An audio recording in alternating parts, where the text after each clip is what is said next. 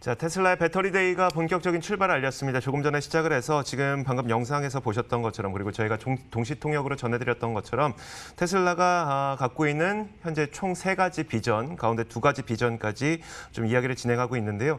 저희가 계속 더 중요한 내용이 나올 때마다 계속 현장 연결은 해드리도록 하겠습니다. 여기서 끝난 것 아니니까요. 계속 저희와 함께 해주시길 바라겠습니다. 좀 더 분석을 해보도록 하겠습니다. 오늘은 유진투자증권 리서치센터 이재일 연구원 나와 있습니다. 어서 오세요. 안녕하십니까? 네, 안녕하세요. 자, 이미 잔치는 이제 시작이 됐습니다. 오늘 관전 포인트를 좀 먼저 정리해 주시죠. 오늘 테슬라 배터리 대회 관전 포인트는 첫 번째로 지금 테슬라에서 얘기한 것처럼 킬로와트당 $100 미만으로 배터리 단가를 하락시킬 것, 이 부분하고요. 그리고 테라와트 단위로 대규모로 배터리를 생산할 것, 이 2가지가 포인트가 될 것 같습니다.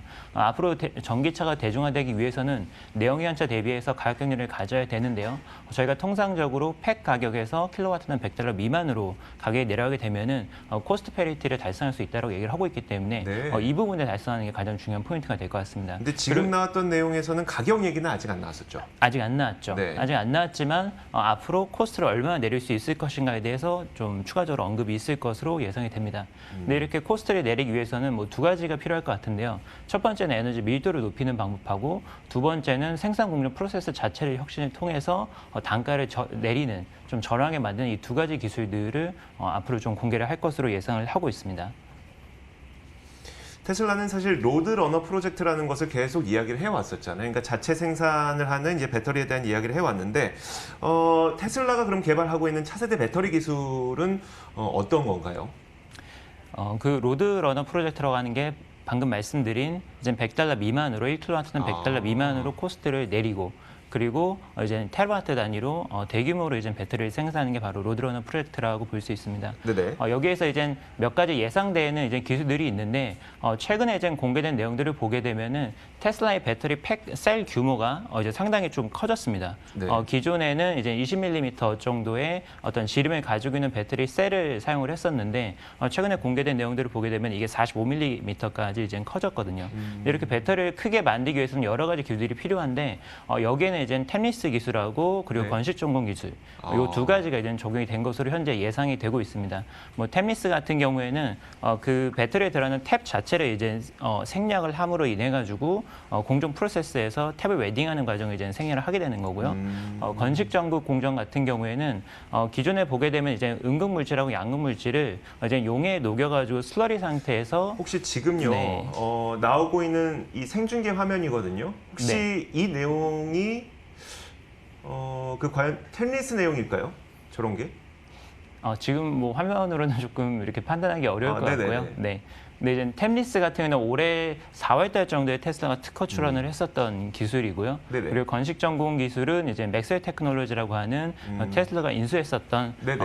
그 회사가 가지고 있는 기술인데 아마 그 2가지가 적용 가능성이 상당히 유력하게 좀 거론이 되고 있습니다. 우리가 그 배터리, 그러니까 특히 2차 전지를 볼 때 유독 테슬라는 이제 원통형 그 배터리를 쓰잖아요. 그러다 보니까 그 위에 우리가 흔히 건전지에서 보는 탭이라는 게 있는데 이걸 없애는 방법, 이걸로 이제 비용 절감을 많이 할 수 있나 보네요.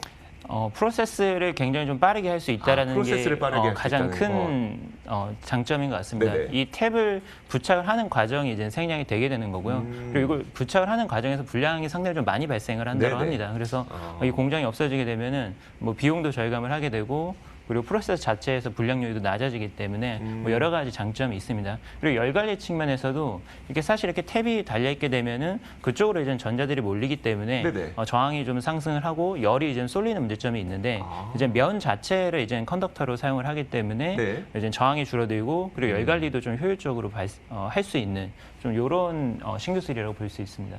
지금 보니까 화면상에서도 셀 가격을 어떻게 줄일 것이냐에 대한 그래프를 이제 계획을 또 보여주고 있는 장면도 나오고 있고요. 저희가 또 중요한 내용이 있을 때마다 동시통역 계속 연결해 드리도록 하겠습니다. 이야기를 좀 계속 연결해 보면 그 건식 기술이라는 건 뭐예요? 맥스웰을 통해서 지금 하려고 하는? 네, 건식 기술이라 하는 거는 기존에 이제 저희가 기판 위에다가 네. 양극 물질하고 음극 물질을 용매로 녹여서 그거를 이제는 도포를 하고 그리고 도포를 한 다음에 말리는 과정을 통해서 배터리가 완성이 되게 되는데요. 네. 이제 건식 전공 기준을 사용하게 되면은 용매에 녹이는 과정이 생략이 되게 됩니다. 그래서 스프레이 타입으로 기판 위에 바로 직접 도포를 하기 때문에 네. 그 과정에서 말리는 과정이 아예 생략되게 되는 거죠. 말리는 과정이 생략됨으로써 공정 프로세스가 짧아지게 되고 비용이 절감되고 그리고 이거를 하게 되면은 이거는 아무래도 맥스웰 테크놀로지가 가지고 있는 어떤 새로운 기술인 것 같은데 음극하게 양극을 조금 더 두껍게 만들 수 있는 네네. 장점이 있기 때문에 에너지 밀도가 올라가는 효과가 있습니다. 그래서 프로젝션 하는 걸로는 최소 30에서 최대 50%까지 에너지 밀도를 올릴 수 있다라고 얘기가 되고 있습니다. 네, 알겠습니다. 자, 그렇다면 이제 이번 배터리 데이 뭐 이런 것들은 이제 기술이 소개되지 않을까. 가장 중요한 게 이제 가격을 어떻게 낮출 것이냐에 대한 계획이 될 텐데 지금 보니까 뭐 실시간 화면에서도 그래프의 이 가격이 올라가는 그래프를 갑자기 이제 영상을 쭉 내리더라고요. 가격 그만큼 우리는 내려버리겠다 뭐 이런 의미로 좀 들리는데요. 좋습니다. 이 배터리 데이가 그러면 앞으로 테슬라의 주가 그리고 월간 어떤 투자 의견, 테슬라에 대한 투자 의견은 어떤 영향을 미치게 될 것으로 보이세요?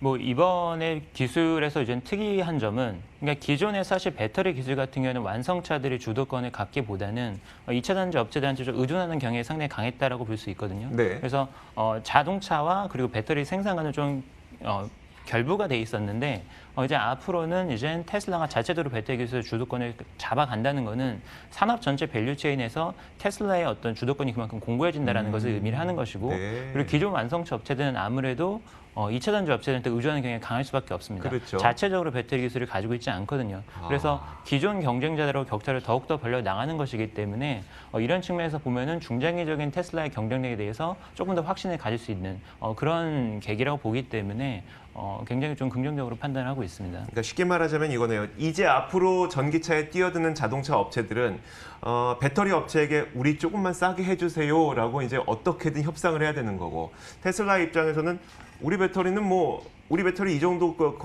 어느 정도 퀄리티 맞추려면 니네가 우리한테 와라고 해서 협상력도 굉장히 커지고 비용도 굉장히 낮출 수 있고 배터리에 대해서 그렇기 때문에 테슬라는 오히려 배터리 대회 이후 장기적인 성장성은 더 높아질 것으로 기대한다라고 말씀하신 거네요.